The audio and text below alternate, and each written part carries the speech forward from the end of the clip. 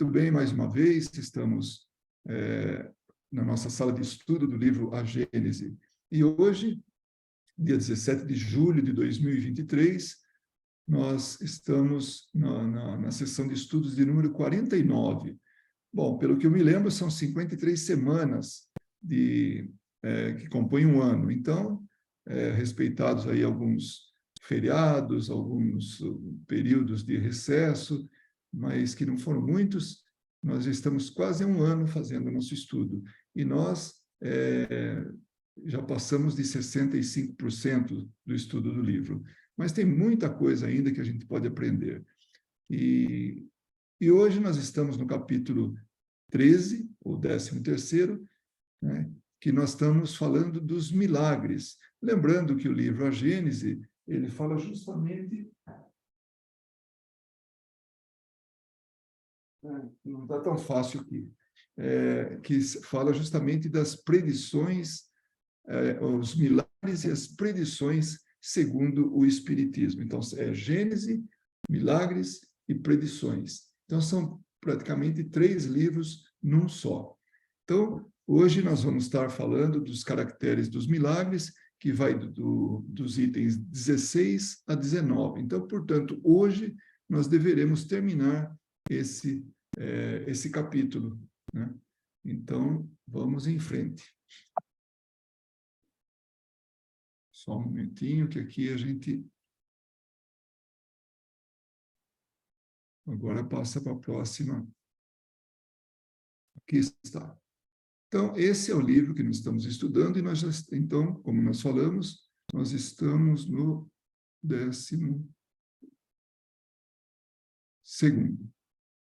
É isso?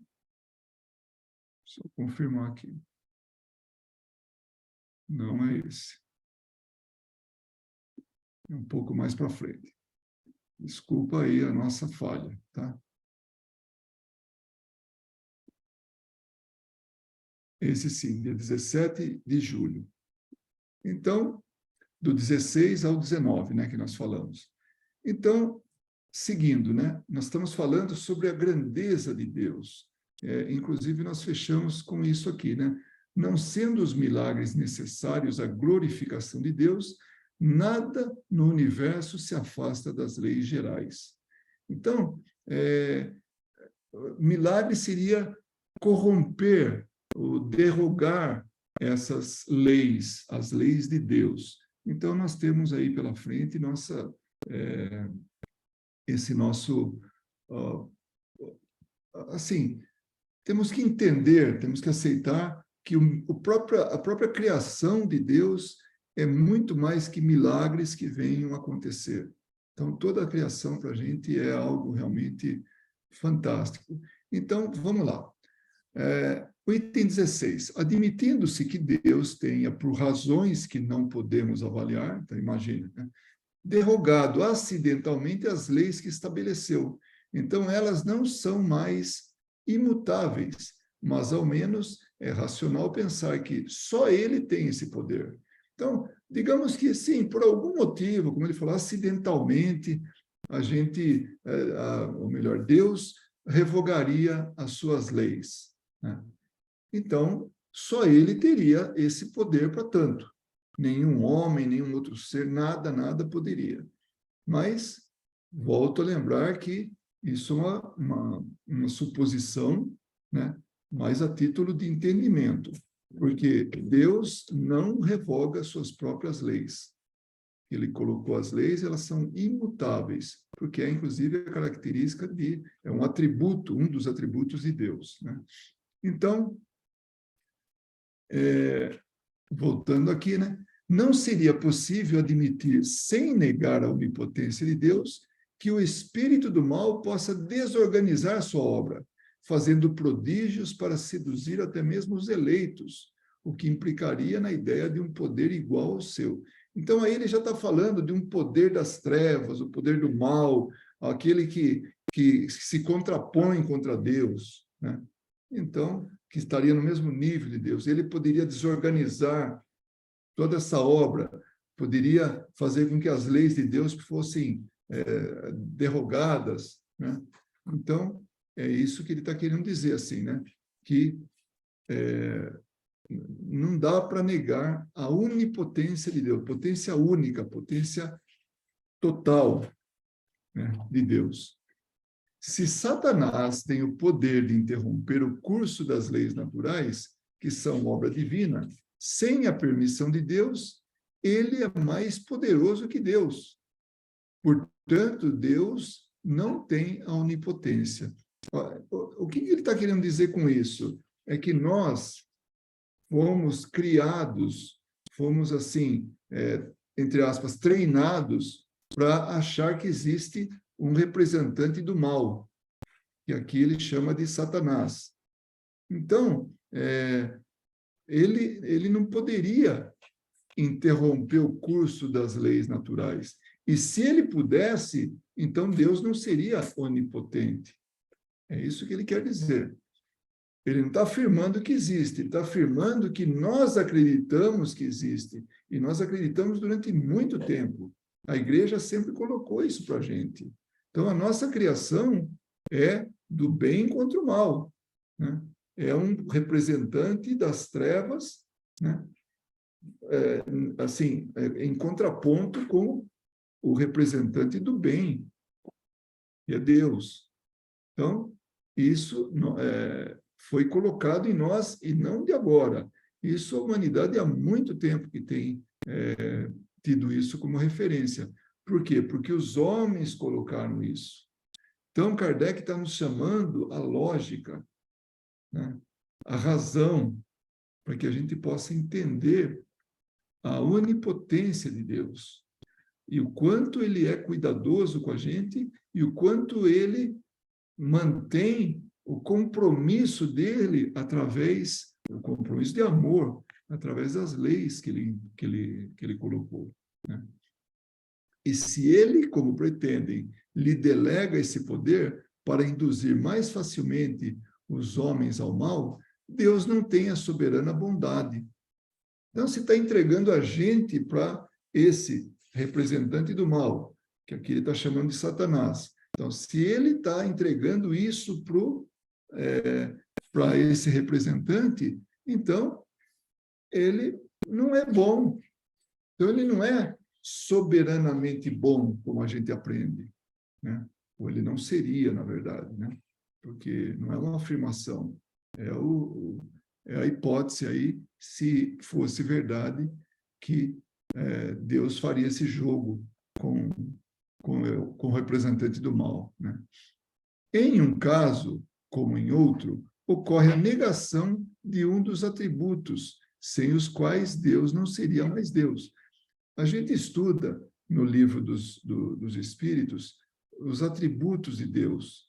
Então, fala da inteligência suprema do universo, causa primária de todas as coisas, e depois vai indo, fala nos atributos de Deus. Um deles é a imutabilidade, outro é a bondade, outro enfim, são vários atributos que são só qualidades, né?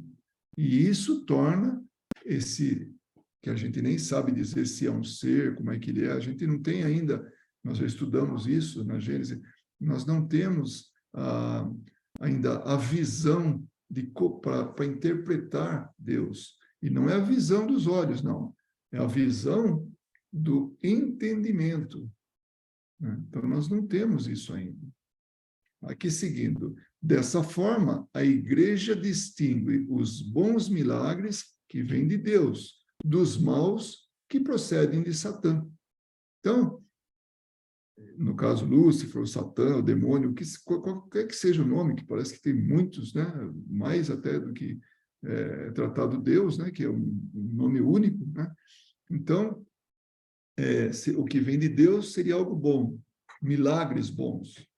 E o que vem de Satã seria os milagres ruins, que procedem do mal, né? Que vem do mal. Mas como poderia diferenciá-los? Se um milagre fosse considerado oficial ou não, é uma derrogação das leis que emanam unicamente de Deus. E ao ler, né, esse livro, ao estudá-lo, sempre vem assim aquela coisa assim, puxa vida, a gente está tão assim buscando milagre, né? E, mas a razão nos diz que não tem milagre, mas a gente ainda assim vai e busca isso. Nós estamos sempre atrás do maravilhoso, assim, do fantástico, do impactante, né? Então a gente quer a coisa rápida, né? Num piscar de olhos. E as coisas não são assim, né? Mas vamos seguir. Se um indivíduo é curado de forma intitulada de miraculosa, quer seja por Deus, quer seja por Satanás, ele não deixa de estar curado. Então, venha do bem ou venha do mal, segundo esse entendimento nosso, que não é racional, né? Não importa de onde venha, se a pessoa está curada, ele é o que basta, é aquilo que precisa, né? Não deixa ele estar curado, o indivíduo, né? É preciso ter uma ideia bem pobre da inteligência humana para esperar que semelhantes doutrinas pudessem ser aceitas em nossos dias. O que ele quer dizer com isso? É que no passado nós poderíamos acreditar nesses milagres, mas hoje nós não temos mais nem o direito de aceitar isso, de acreditar nisso, porque a nossa inteligência evoluiu de lá para cá. Somente os ignorantes, muito ignorantes, é que hoje pensam de uma forma assim, miraculosa, uma forma imediata, né? Milagre. E quando que hoje nós estamos buscando, numa época assim, onde a intelectualidade está bem avançada, a ciência está bem avançada, e por que não dizer também a razão está bem avançada, né? Mas ainda que não seja para todo mundo, mas hoje não podemos nos dar ao luxo de pensar nessas coisas, assim, de efeito imediato, de milagre. Então, hoje nós temos por obrigação de buscar a fonte, buscar o conhecimento. E ao longo daqui, a gente vai perceber algumas coisas muito interessantes. E nós vamos discutir isso aí, tá? Nós vamos passar, que vem corroborar, né? Vem confirmar isso que nós estamos falando aí, né? A possibilidade de certos fatos considerados miraculosos sendo reconhecida, é preciso concluir que, qualquer que seja a origem que lhes atribuam, são efeitos naturais de que se podem valer espíritos ou encarnados, como da própria inteligência e de seus conhecimentos científicos, para o bem ou para o mal, conforme a sua bondade, se é para o bem, ou sua perversidade, se é para o mal. Então, efeitos naturais. Hoje, a gente tem certeza, a gente tem esse conhecimento, isso é comprovado, que dá para ter muitas coisas que aparentemente seriam milagres, né? Mas que tudo é explicável, porque isso são efeitos naturais gerados por espíritos ou encarnados, ou a inteligência, né, como a própria inteligência, e conhecimentos científicos. Então, não dá para ter milagre hoje, não cabe mais, né? Um ser perverso, valendo-se de seu saber, pode fazer coisas que passam por prodígios aos olhos dos ignorantes. Mas quando esses efeitos resultam em um bem qualquer, seria ilógico atribuir-lhe uma origem diabólica. Então, é coisa do homem. Não, ele consegue, assim, como é que eu diria assim, enganar, né, alguém, os ignorantes, né? Então, isso é do homem, não vem do mal, né? Antigamente se queimava as pessoas, por quê? Porque se elas tinham qualquer, assim, atributos, né? Qualquer coisa que viesse mostrar algo que não fosse natural, ou pelo menos fora do conhecimento natural, pronto, já era um bruxo, uma bruxa, feiticeiro, feiticeira, e ia para a fogueira. Então, imagine quanta gente não foi queimada, quanta gente não perdeu a vida. Eu lembro de estudos, né, que o que acontecia? As pessoas amarravam uma bruxa e jogavam na água. Então, se ela realmente tivesse a capacidade, se ela fosse bruxa, ela conseguiria se safar daquelas cordas, né, correntes, cordas, tudo, e sair nadando, né? Mas e se não fosse? Morria afogado. Então, quantas pessoas ali na hora já mostravam que não eram bruxas por essa teoria, mas morriam, perdiam a vida. Então, era a maneira de se encarar, né? de essas coisas fora do natural, mas que, na verdade, é que não eram explicadas. Então, tudo isso que a Kardec está colocando para a gente é para mostrar que a sociedade, né, que era conduzida pela igreja, ela errou muito, no sentido assim, de não sabendo o que era natural, tirar conclusão precipitada e muitas vidas foram ceifadas. Então, ele está nos trazendo para a razão, explicando muita coisa, para que a gente não recaia mais nesse erro. Então, não dá mais para cair nesse erro, né? Mas, quando esses efeitos resultam em um bem qualquer, seria ilógico atribuir-lhe a uma origem diabólica, né? Então, o bem é o bem, pronto, só tem uma origem, né? Uma boa origem.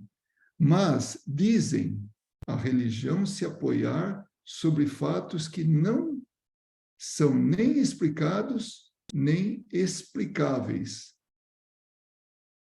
Agora, essa frase é muito boa. Inexplicável, deixa eu pegar aqui de novo para não confundir, né? Inexplicados, talvez.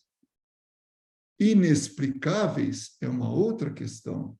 Inexplicados, por quê? Porque ainda não foram explicados.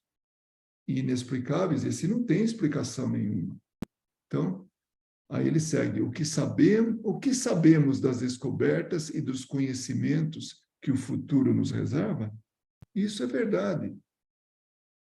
Nós hoje descobrimos muita coisa. Ele está falando isso aí no século XIX, 1860 e pouco, né? Nos anos 1860. Então, naquela época, o conhecimento era muito mais restrito, muito menor do que é hoje, conhecimento científico.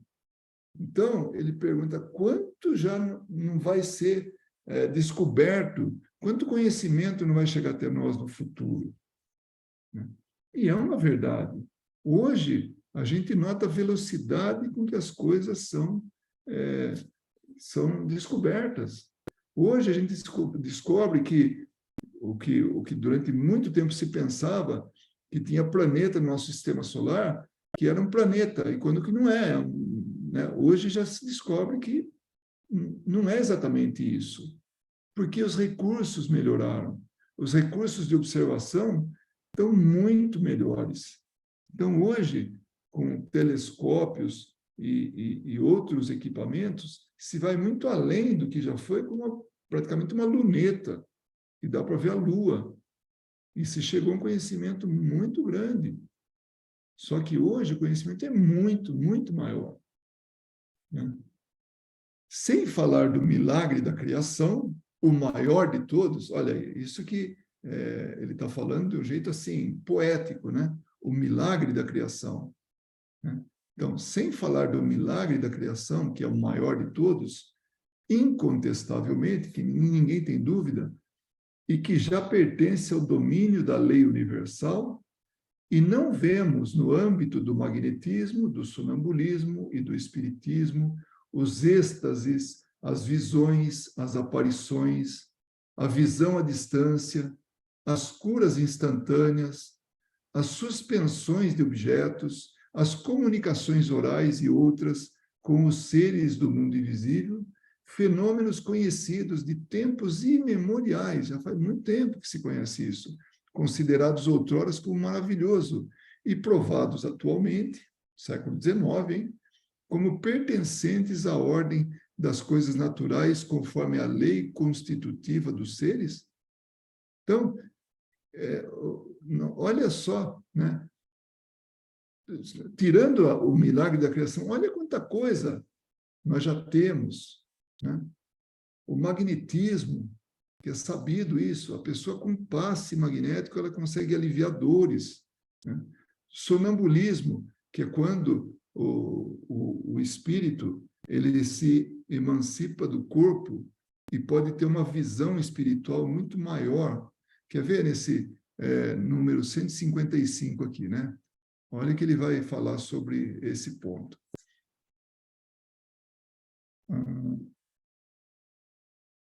155. O estado de sonambulismo é explicado pelo Espiritismo como decorrente de um desprendimento do perispírito do sonâmbulo, do encarnado, né? De tal forma que os sentidos físicos adormecem. Então, tudo que é físico adormece. E aí se manifesta o espírito dessa pessoa. Então, é o espírito que está agora tendo uma visão de tudo que está ao seu redor, e não somente o que está próximo, mas que pode estar muito longe, né? Então, ele começa a ter qualidades de sensações, né? de sentidos, que é muito, muito maior do que quando ele está assim, como nós estamos agora, em estado de vigília, acordados, despertos, né? Então, todos os sentidos físicos adormecem. E o sonâmbulo percebe pelo sentido espiritual.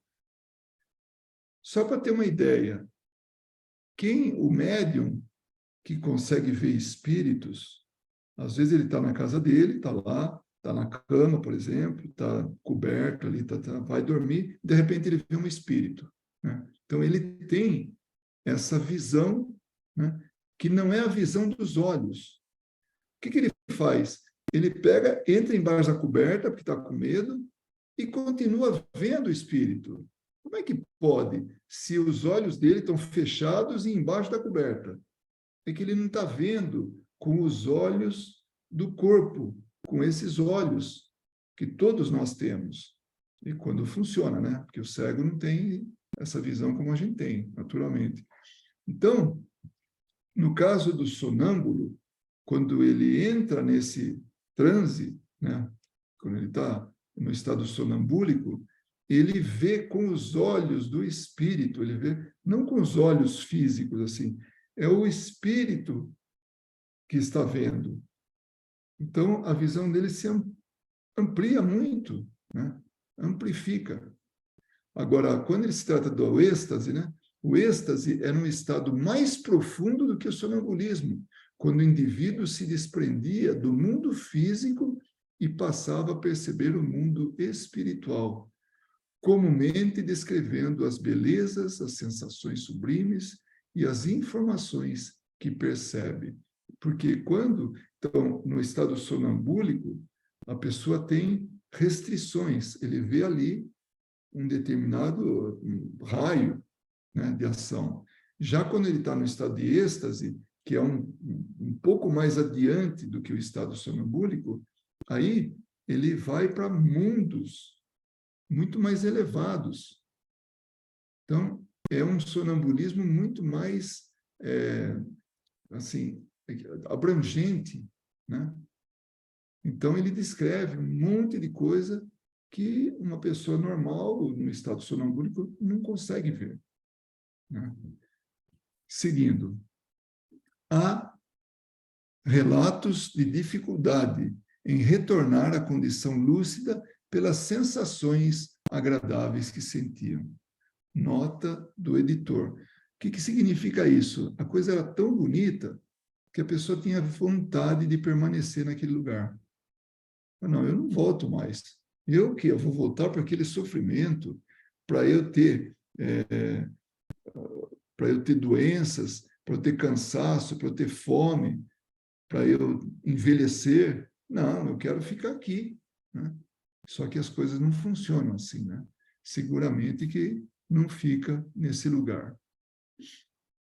Volta para a realidade nossa, o que é perfeitamente normal. Então, tudo isso aí não é milagre. Tudo isso aí é coisa natural, magnetismo, sonambulismo, né? Êxtase, visões, as aparições, visão à distância, a pessoa está aqui, está sabendo o que está acontecendo lá no país de origem dele, né? Então, tudo isso são o que seriam classificados como milagres e não são, são perfeitamente naturais. Agora, uma coisa, agora vem uma opinião minha, um comentário meu, né? Mediante tanto conhecimento, tanta literatura, tantos exemplos, até em conversa de boteco, né? Falar de espíritos, de aparições, disso, daquilo, tudo. Então, mediante tudo isso, ainda tem uma ignorância muito grande sobre o mundo espiritual. A naturalidade com que deveria ser encarado isso. O quanto é natural isso. Então, não tem nada de maravilhoso, nada de supersticioso, de místico, nada fantástico. Eu estava conversando com uma pessoa, era um casal, na verdade, isso no domingo, né? E ele, né, o homem do casal, falando o medo que ele tinha de espíritos. Então, foi muito interessante, porque medo de quê? O que um espírito pode fazer? Pode, no máximo, assustar. Mas se a gente souber, né, o que está acontecendo, não tem susto mais. Então, o que leva ele a ter medo? O desconhecimento. Quando a pessoa não tem o conhecimento dessa realidade, tudo para ele é assustador. Então, ele não tem... não tem sossego enquanto não tiver conhecimento. Por isso a doutrina espírita, ela vem e esclarece a gente justamente para tirar o lado maravilhoso das coisas, o lado sobrenatural das coisas, quando se trata de espíritos, do mundo espiritual, né? Para passar para o lado natural, normal. E aí a gente entende até a nossa realidade. Por que nós estamos aqui? Qual que é a finalidade de estarmos aqui? Será que é um acidente? Ah, caiu de paraquedas aqui? Não, tem tudo uma razão de ser. E o Espiritismo nos mostra exatamente isso, né? Esse horizonte que se alarga diante de nós. E aí nós sabemos exatamente o que estamos fazendo aqui. Não exatamente passo a passo, não é isso, mas qual que é o motivo de estarmos vivendo aqui, né? Então vamos seguir. Os livros sacros estão plenos de fatos desse gênero, que foram classificados como sobrenaturais. Porém, como se encontram análogos e mais maravilhosos ainda, em todas as religiões pagãs da antiguidade, se a verdade de uma religião dependesse do número e da natureza desses fatos, não se saberia dizer qual delas deveria prevalecer. Se a gente levar, vamos colocar o Espiritismo no meio de todas as religiões, né? E todas elas, de alguma maneira, falam desse maravilhoso, desse sobrenatural, né? E que e aí quando aquela religião que tivesse o maior número, né, desses fatos, né, disso que está acontecendo, né, ela deveria prevalecer. Se fosse isso, e o Espiritismo fosse uma religião assim de forma hierarquicamente organizada, isso, né, tendo uma sede geral, enfim, tudo isso como é uma religião normal, né, uma religião oficial, se o Espiritismo se encaixasse em uma delas, ele que seria o que tem mais, o maior número de incidência desse tipo de coisa, porque vem estudando isso o tempo todo. Então, tem exemplos a dar com pau, né? Tinha muitos exemplos. Então, ela seria essa religião que deveria prevalecer. E, no entanto, não é isso. O que ela quer é justamente explicar todos esses fatos, todos esses acontecimentos, e não mudar a cabeça ou interferir na religião de ninguém. Não, vem explicar, vem fortalecer. Então, o Espiritismo, a proposta é justamente essa, não degladiar com outras religiões. Porque se a pessoa tem uma opinião formada, não quer saber de outra, e bate o pé, então não adianta, deixa que, com o tempo, com as encarnações, pelo que passa, né? Quantas pessoas não ficam religiosas ou não acreditam até em espíritos depois de passar por uma dificuldade tão grande, né? Uma ameaça da sua vida, sobre a sua vida, experiências, né, de quase morte. Ixi, tanta coisa que acontece, aí a pessoa se vira para esse lado. Ué, ficou religiosa? Não. Ela quer saber o que aconteceu, né? Pretender que o sobrenatural seja o fundamento necessário necessário, né, de toda religião, que seja o ponto principal do edifício cristão, é sustentar uma tese perigosa. Apoiar as verdades do cristianismo sobre uma base exclusivamente maravilhosa, que são os milagres, né, é dar-lhe um apoio frágil, de onde as pedras se soltam facilmente.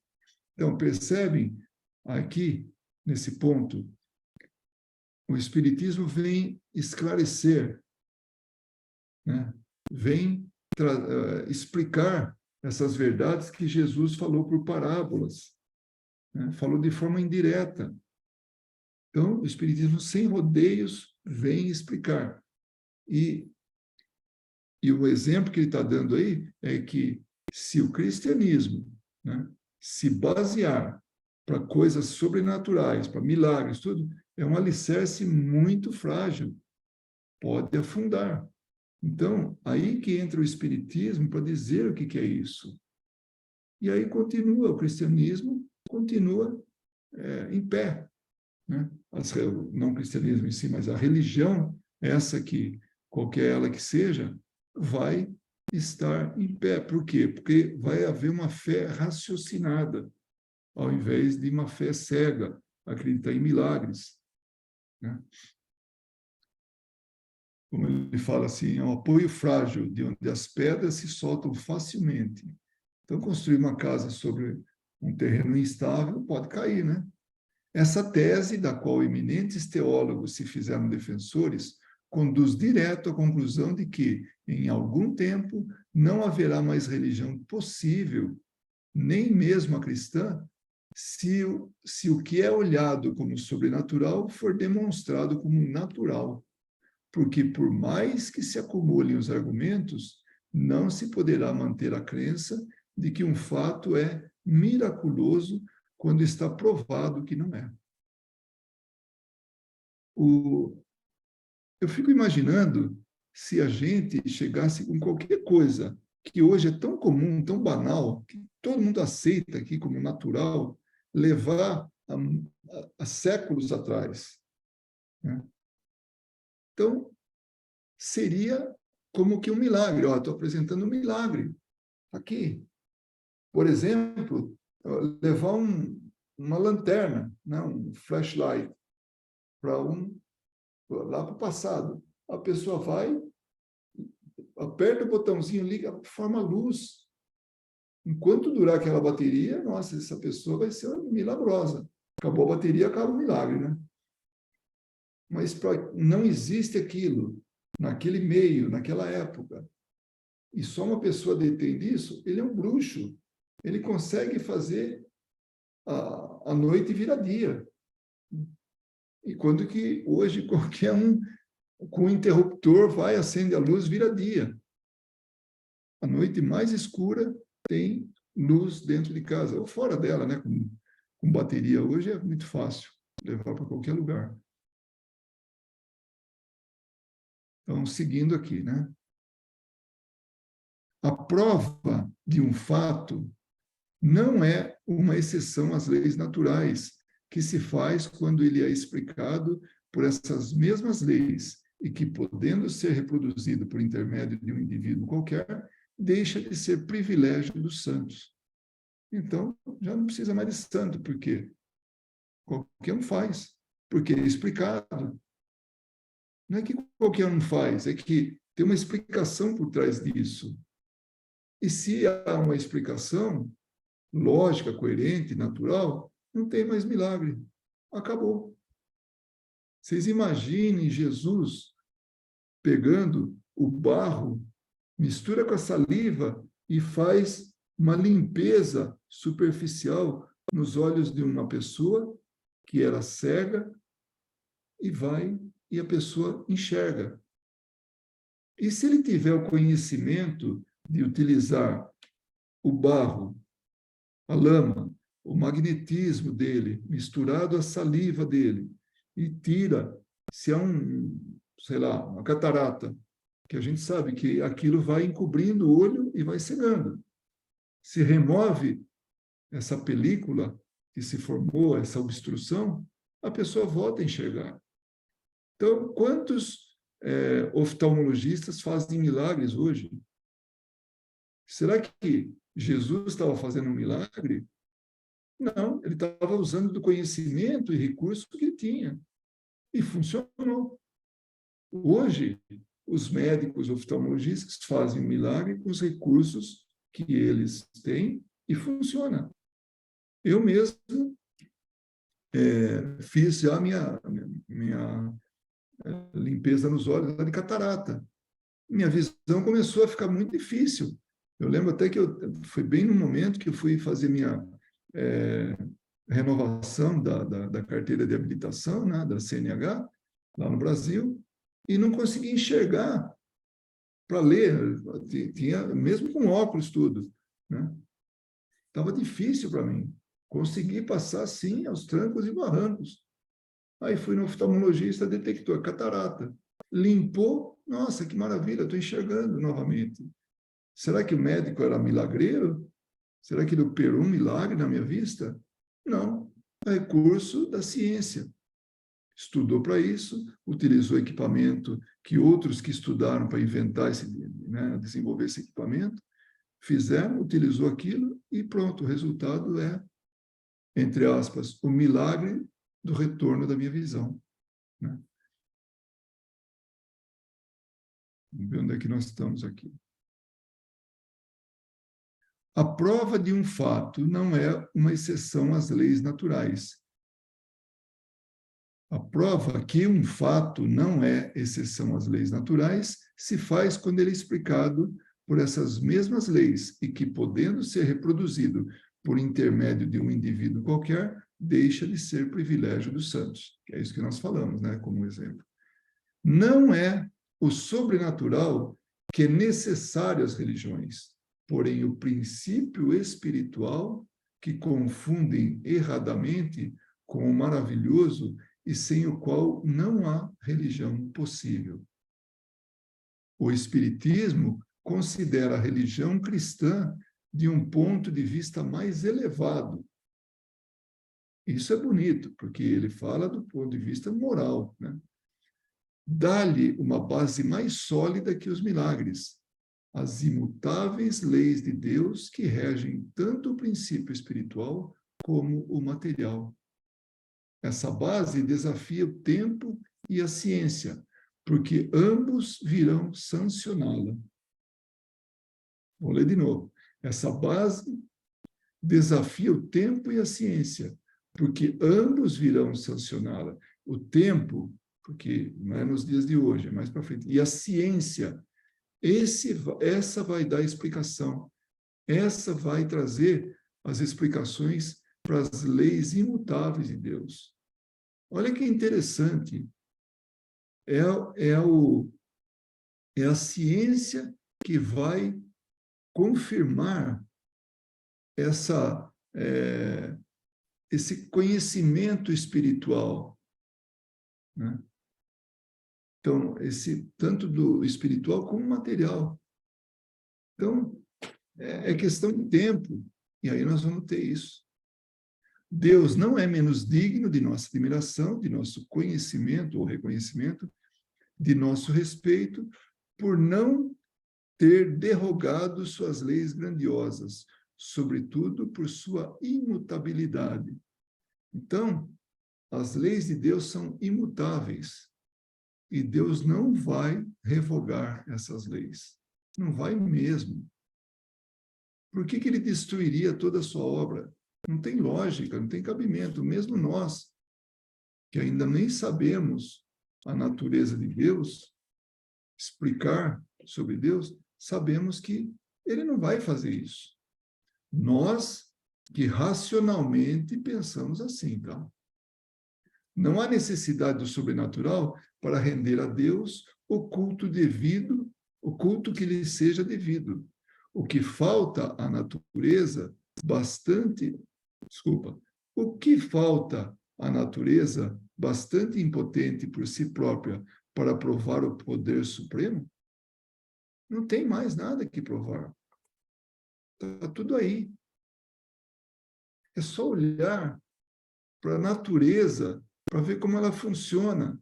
Nós não estamos dissociados da natureza. Nós não aprendemos ainda a trabalhar junto com a natureza. Talvez um dia sim, quando éramos indígenas, quando éramos trogloditas, quando estavam integrados na natureza de uma forma muito mais forte. Hoje não. Hoje mudou assim, a condição de vida, a maneira das pessoas viverem. Então, os valores mudaram muito.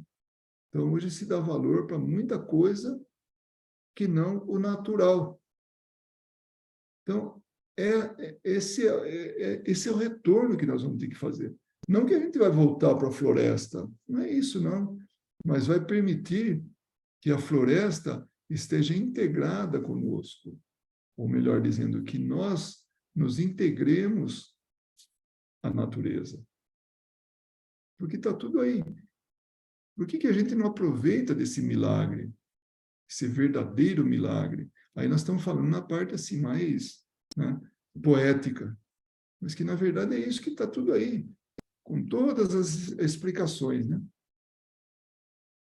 A religião encontrará igualmente menos incrédulos quando for, em todos os pontos, sancionada pela razão. De novo, Kardec falando, olha, fé raciocinada. Então, quando nós tivermos isso, as coisas vão ficar bem mais simples.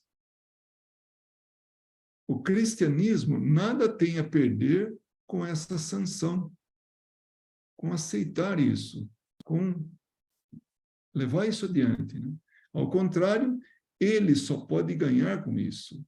Se alguma coisa o tem prejudicado, na opinião de certas pessoas, é precisamente o abuso do maravilhoso e do sobrenatural.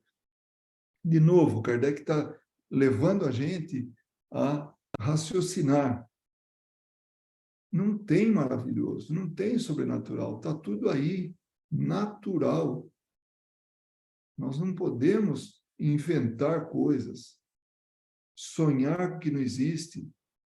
Temos que viver o que existe e não sonhar com o que não existe. O último item, né, desse capítulo, que é o 19, se tomarmos o termo milagre na sua acepção etimológica, no sentido de coisa admirável, é isso que explica, né?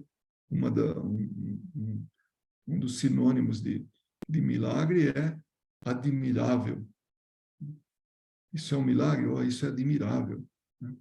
Ficamos todos admirados, queixo caído. Né? Teremos milagres acontecendo incessantemente sob os nossos olhos.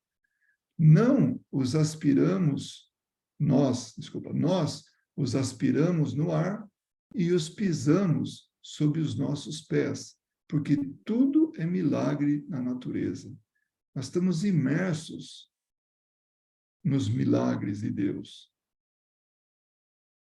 Tudo é maravilhoso, é incrível. Há bastante tempo atrás eu li um livro bastante interessante e nele falava sobre por que nós não seguimos a natureza porque ela levou bilhões de anos para chegar onde chegou. Desenvolveu tudo, a vida vegetal, animal, né? E mais todos os recursos, né, que estão aí. Ela desenvolveu isso ao longo de tanto tempo e funciona. Por que não produzir, a gente não aprender a produzir energia através da fotossíntese, que é muito mais eficiente e muito mais limpo? Mas não, nós preferimos a queima de combustível fóssil. É a nossa condição. Então, nós não temos ainda essa visão de, é, de utilizar o que já está aí. Por quê? Porque tem outros interesses por trás disso, né? O homem tem interesses que não o da coletividade, verdadeiramente, né? Mas é a condição espiritual nossa. Não vamos nem culpar ninguém. Por quê? Porque isso é o que nos representa, é a condição que nós estamos no nosso nível evolutivo.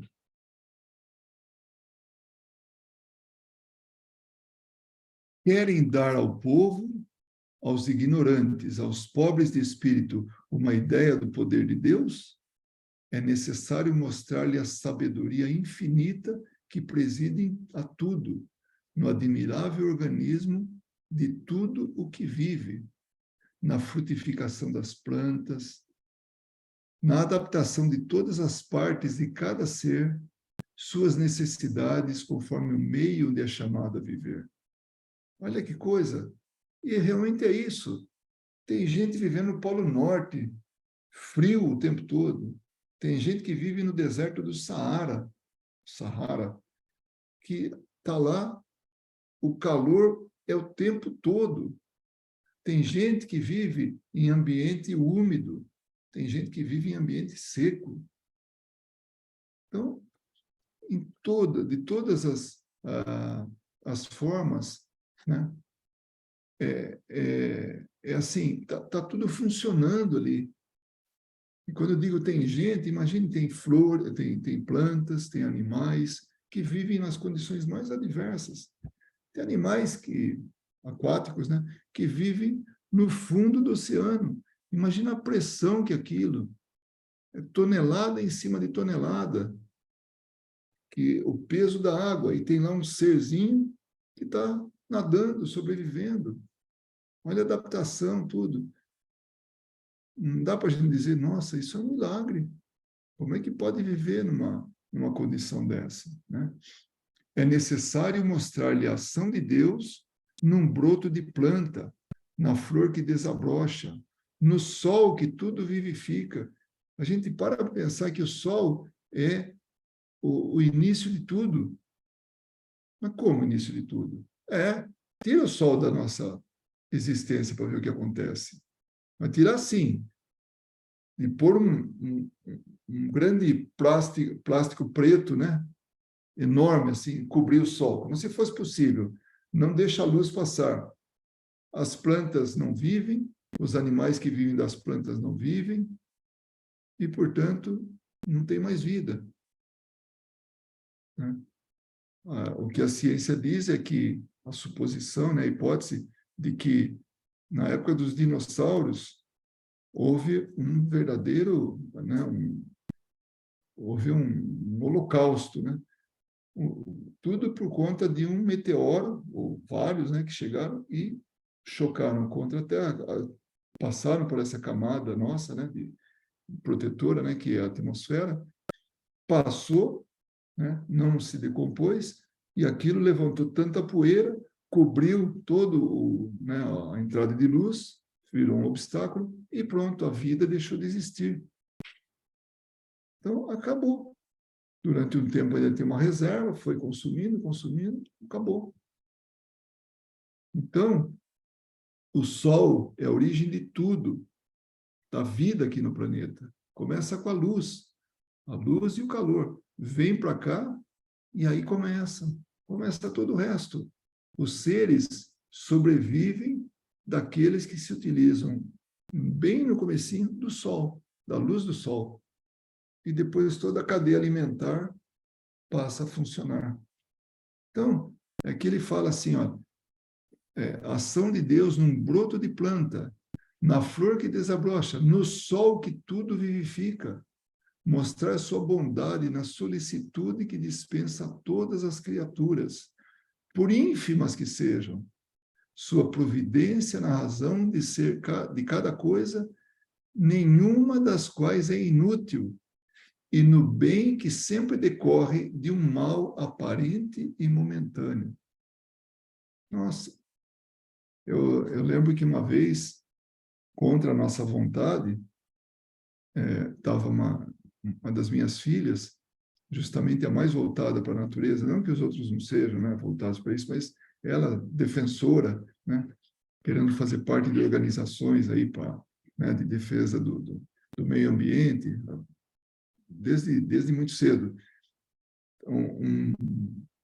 Um agrimensor estava fazendo medições num pedaço do sítio, e aí, sem que a gente percebesse, estava muito difícil para ele acionar o GPS dele, né, para se comunicar, ele vai e corta uma árvore, né? Cortou a árvore, caiu aquela árvore e tal, formou uma clareira. O que aconteceu? Depois de um tempo, né, o que parecia uma desgraça, né, e foi para aquela planta, né, caiu, né, e até caiu em cima de outras, tal, mas passado um tempo, aquelas que estavam, assim, tolhidas pela falta de luz, elas se desenvolveram. Então, depois de tempos que a gente voltou lá, a gente foi perceber o benefício que foi aquela árvore ter caído. Então, nessa frase, no bem que sempre decorre de um mal aparente e momentâneo. Então, o mal de ter cortado uma árvore, não que a gente deva sair cortando aí e tal, mas naquele caso, foi isso que aconteceu. A árvore deu lugar para, né, sendo retirada daí, deu lugar para alimentar de sol muitas outras, que aí a gente viu o que aconteceu. Faça-os compreender, essas pessoas ignorantes, né, que ele está falando assim. Como a pergunta é assim: querem dar ao povo, aos ignorantes, aos pobres de espírito, uma ideia do poder de Deus? Então, seguindo aqui, ele fala: faça-os compreender, principalmente, que o mal real é a obra do homem e não de Deus. Nós somos artífices do mal, quando a gente quer. Claro que quando a gente evolui, a gente deixa de fazer o mal. Mas enquanto a gente não evolui, estamos fazendo mal. Isso é obra nossa, não é de Deus. Muita gente fala: nossa, viu que desabou aquela parte do morro, e tanta gente morreu, tantas casas soterradas e tudo. Onde é que estava Deus que não viu isso? Né? Não tem nada a ver com Deus. Na natureza, que isso é obra de Deus, né? E que as leis de Deus estão presentes na natureza, houve um deslizamento por incúria daqueles que estavam morando ali. Então, o mal foi produzido pelo homem, é obra do homem, não de Deus. Não procure amedrontá-los pelo quadro de penas eternas, nas quais acabam não acreditando mais, e que lhes faz duvidar da bondade de Deus, né? Desculpa, vamos ler direito aqui, né? Não procure amedrontá-los pelo quadro das penas eternas, que é o inferno, né? Ou o céu que não vai ter o inferno, né? Nas quais acabam não acreditando mais. Cedo ou tarde, isso vira historinha, né? Vira história lá atrás. Teve um tempo que acreditavam nisso, e que lhes faz duvidar da bondade de Deus, mas encoraje-os pela certeza de poderem redimir-se um dia e reparar o mal que tenham feito. Então, é isso que ele está falando. Fala: olha, faz as pessoas entenderem, contribui para que haja um esclarecimento, que nós, mediante os erros que nós já fizemos, o mal que nós já cometemos, que a gente vai se redimir, que a gente pode se redimir e deve se redimir, né? Trabalhando para o bem. Mostre-lhes as descobertas da ciência como revelação das leis divinas. É como ela comprovando. As descobertas da ciência são comprovações das leis divinas, e não como obra de Satã. Ensine-lhes, enfim, a ler no livro da natureza, sempre aberto ante eles. É olhar para a natureza e poder perceber o que é isso. Nesse livro inesgotável, onde a sabedoria e a bondade do Criador estão inscritas em cada página. Assim, eles compreenderão que um ser tão grande, ocupando-se de tudo, velando por tudo, prevendo tudo, deva ser soberanamente poderoso. E é mesmo, né? Para criar tudo isso e ainda dar manutenção disso através de nós, homens, dando oportunidade para que a gente evolua e amanhã sejamos co-criadores, auxiliar na obra da criação. Quer coisa melhor? Ultimamente, há pouco tempo atrás, eu vi uma palestrante falar, né? O melhor ainda está por vir. Nossa, aquilo para mim foi a frase do ano, já que foi esse ano que eu escutei. É isso. Nós temos que trabalhar o bem para que a gente venha a realmente ser usufrutuário de tudo isso e participante de tudo isso. O trabalhador o verá ao sulcar seus campos e o infortunado o louvará em suas aflições, porque dirá a si mesmo: se sou infeliz, é por minha culpa. Então, os homens serão verdadeiramente religiosos, racionalmente religiosos. Olha o que ele fala, racionalmente religiosos. Ele bate nessa tecla, é a fé raciocinada. Sobretudo, muito mais do que se forem forçados a crer em pedras que suam o sangue, ou estátuas que piscam olhos e derramam lágrimas. Que isso é milagre. Isso não existe. Né? Essas pedras que brotam sangue e a estátua que pisca os olhos e também derrubam lágrimas. Tem que ter explicação para tudo. Não é assim que funcionam as coisas, né? Na base do milagre. Então, essa é a parte que o livro trata dos milagres, né? Na próxima reunião nossa, nós vamos falar dos fluidos, né? Natureza e propriedade dos fluidos, explicação de alguns fatos reputados como sobrenaturais, que tem a ver com os fluidos. Tá bom? Então, esse era o nosso tema de hoje, para que a gente pudesse entender um pouquinho mais, ou estudar um pouquinho mais a Gênese de Allan Kardec. Então, agora a gente pode aproveitar, viu, Maria? E se tiver qualquer comentário, qualquer coisa, pode ficar à vontade. Está meio escuro aí, né?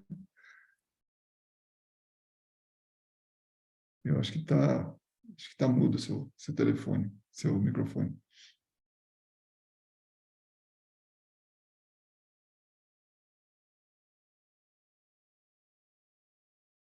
Continua mudo, viu, Maria? Eu não te ouço. Está mudo, sim.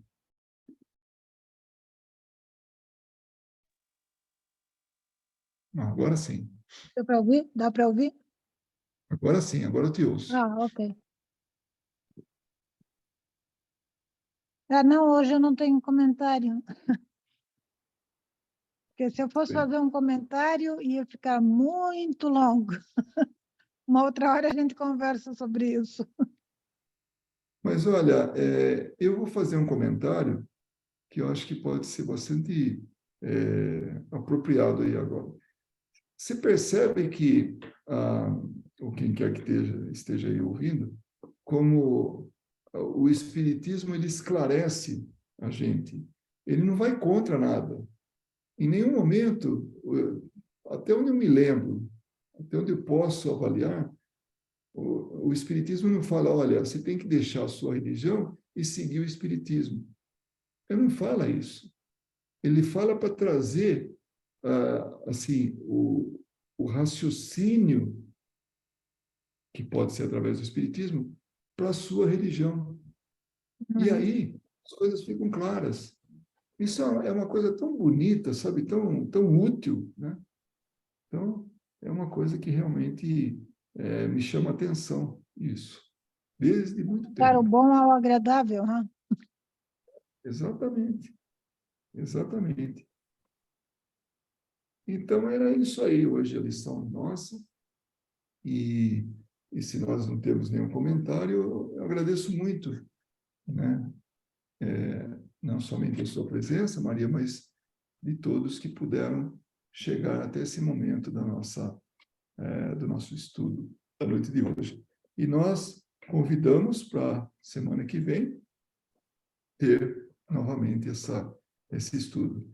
A gente acompanha, né, que as pessoas, não as pessoas em si, mas acompanha que há pessoas que vêm através da gravação, né, o que a gente estudou e tem acompanhado tudo, inclusive com comentários. Isso é muito bom.